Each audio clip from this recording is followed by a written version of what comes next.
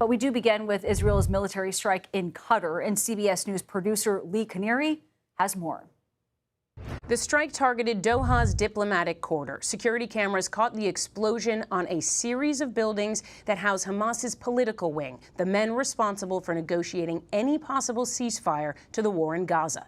Israel said it was a precise strike targeting Hamas's senior leadership who were, quote, directly responsible for the October 7th massacre. But Hamas said Israel failed to assassinate any members of the negotiating delegation. They did confirm, however, 5 junior members were killed in the attack, including the son of Hamas's Gaza chief, Khalil al-Hayya. Israel said the attack was unilateral, a wholly independent Israeli operation.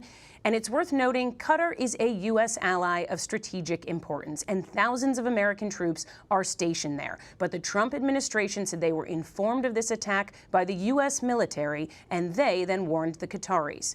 Negotiations to end the war and release the hostages were being discussed with increased pressure from Trump in recent days. But today, family members of hostages still inside Gaza have said they are horrified, worried for what this strike could mean for the chances of a negotiated peace that sees their loved ones returned home and an end to the war that's killed tens of thousands of Palestinians. Leigh Kiniry, CBS News, London. For a reaction now from Washington, CBS News White House reporter Aaron Navarro joins us. Aaron, thanks for joining us today. President Trump considers both Israel and Qatar to be strong allies of the United States. So given that diplomatic dance, how is the White House responding to this strike?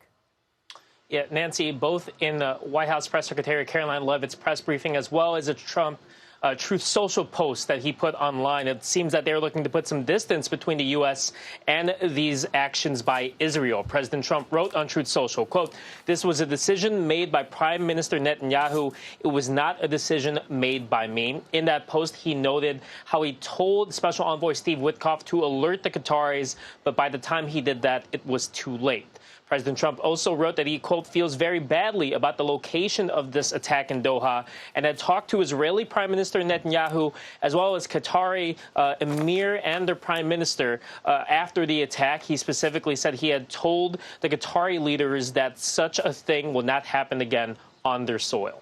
Well, given that this was targeting senior Hamas leadership, from the White House's perspective, where does this leave efforts to end the war in Gaza?